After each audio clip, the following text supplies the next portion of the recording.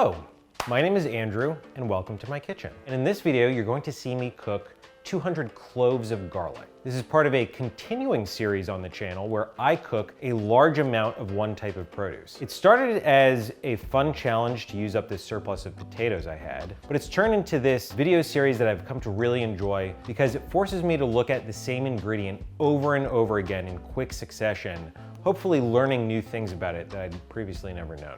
Garlic is a very magical ingredient, and I often think of it as one contributing flavor to a recipe. It's garlic. You know what garlic is. So I wanted to find a bunch of recipes that I'd never tried before to try to learn some new things about it. So I've made those recipes already, and now I'm gonna take you through how that went. The first recipe I made is something called chicken with 40 cloves of garlic. And it comes from a New York Times adaptation of a recipe from a book called American Gourmet. This is actually a recipe that I'd known about for a long time and always wanted to try, but never got around to doing it. So I started by salting my chicken well in advance, which is something that is not part of this particular recipe, but something that I always do when cooking with chicken. Then there was preparing vegetables, there was chopping celery and onion, and separating the 40 cloves of garlic. Separating out that outside skin, but keeping each individual clove in its individual jacket. I then started by rendering the chicken skin. Once the chicken was browned, I allowed the pot to cool briefly before layering in those vegetables, and then putting the chicken on top, and then finally arranging the garlic in and sort of nestling it in to all the cracks and crevices. Some additional aromatics, there's some grated nutmeg, also a splash of vermouth, and sprigs of parsley and tarragon. I also elected to make this parchment, what's called a cartouche, to lay on top of the ingredients, which sort of helps trap all of the moisture as close to the ingredients as possible. So the chicken comes out and everything is just sort of soft and beautiful. You've essentially made like a roasted garlic sauce that all this chicken braised in. The recipe actually suggests that as you're eating your chicken, you take these cloves of garlic and sort of pinch them out from their skin and spread them on bread or the other stuff that you're eating. There's also something very interesting about the similarities between celery, tarragon, and vermouth that sort of all share some sort of background aromatic. I'm not really sure what it is, but it made me think, okay, so if I separate out those three aromatic elements, what could I replace those in while maintaining the chicken and this roasted garlic flavor that could then also pair really well together? I think you could interchange those things and it would be very delicious in many different variations. So the next thing I made was confit garlic, which bears a lot of similarities to how the garlic turned out in the previous dish, the 40 cloves of garlic with chicken.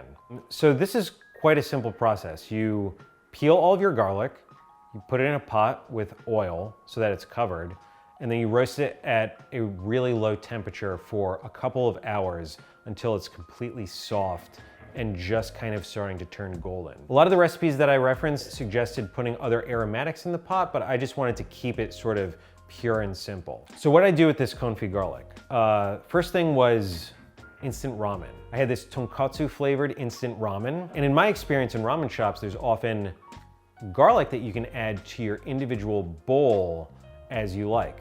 You know, smashing up the clove to mix with the broth and eat with the noodles, that was great. I also made sort of a Caesar salad dressing with a couple of cloves of this garlic smashed together with the anchovy, which I only realized later is a lot like this Italian dip bagna carta. I made it with radicchio, which I think I always want to like more than I do, but the garlic actually becomes a little bit sweet in that confit process. And so that helps with this radicchio, which is naturally very bitter. Admittedly, this was a total accident. I just thought it would look cool. There's something interesting that happens when you have a jar of confit garlic in your refrigerator. Your food decision-making becomes less about, what do I want and what ingredients do I need to make it?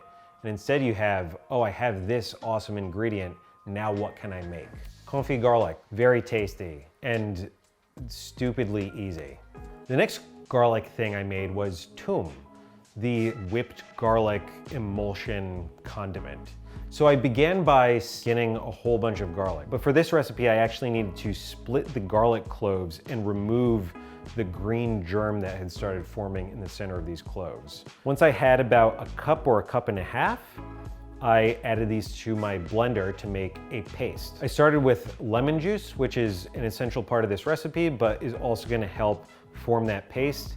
And unfortunately, I didn't have enough garlic for my blender to effectively paste it, so I transitioned to a small food processor. I then began slowly incorporating oil. So the fascinating thing about this recipe is that there's something in the nature of garlic itself that allows this emulsification to form. Sooner or later, I exceeded the volume of my food processor, so I transitioned back to the blender to continue incorporating the oil, which I should have done the calculations on this, but it's like 4 times as much oil as garlic, which is so much more than I needed to make. The Toum is amazing. I mean, it's this pure raw garlic flavor, which is a very sharp thing, but it's encapsulated in this incredibly fluffy, sort of airy thing, which is an interesting contrast, right? Yeah, now I have a ton of Toum and not enough time to eat it. The next garlic thing I made was Ajo Blanco soup. I referenced a recipe from the chef Jose Andres. So I started by blanching almonds to remove their skin. Ironically, I chose this recipe because it uses 1 clove of garlic. Big difference from the previous recipes. And I thought, great, I'm done peeling things for now. Then I get to the stage where I have to blanch all of these almonds and individually peel all of the skin from these almonds. Anyway, those blanched almonds then go into a pot of water with 1 clove of garlic. They get brought to a simmer, strained, and then put back in the pot with fresh water, brought to a simmer again, and then strained. Those almonds and garlic then go into a blender with bread, olive oil, vinegar, and water. This puree is then strained and chilled. And for this particular recipe, Jose Andres suggests serving it with some halved grapes. So this is the dish, very small serving of just grape halves, this chilled Ajo Blanco, and a drizzle of olive oil on top. It's interesting to have a dish with such few ingredients where garlic is both very subtle, but also the most prominent flavor. That simmering process reduces the sharpness of the garlic. And so that raw olive oil can have its spiciness take the place of the spicy thing in the soup. It's just kind of like a little sip of garlic, but not gross, but very delicious. The last thing I made was something called white garlic puree. So the reason why I was drawn to this white garlic puree is that it follows a very similar process to the Ajo Blanco. I started by separating a bunch of cloves of garlic, keeping them in their skin at first. They go into a pot with cold water, brought to a simmer, and then strained. And I repeat this cold water, simmer, strain process 4 times before then taking all of the cloves, peeling them, and separating the germ from the inside, which is actually very tedious. It took a lot longer than I thought it would. Those halved garlic cloves then go back into the pot with fresh water and brought to a simmer again 4 more times. Once that process is done, I took all of those cloves of garlic and made a puree. The recipe actually suggests if it needs to be thinned with a little bit of milk. And the resulting flavor is really pretty cool. The spiciness of the garlic is completely eliminated, but you still have the flavor of this raw garlic, but not the harshness of raw garlic. The confit garlic also does not have the harshness of raw garlic, but it also develops this sort of like, you know, nuttiness and sweetness from that slow cooking process. This garlic puree just tastes like garlic.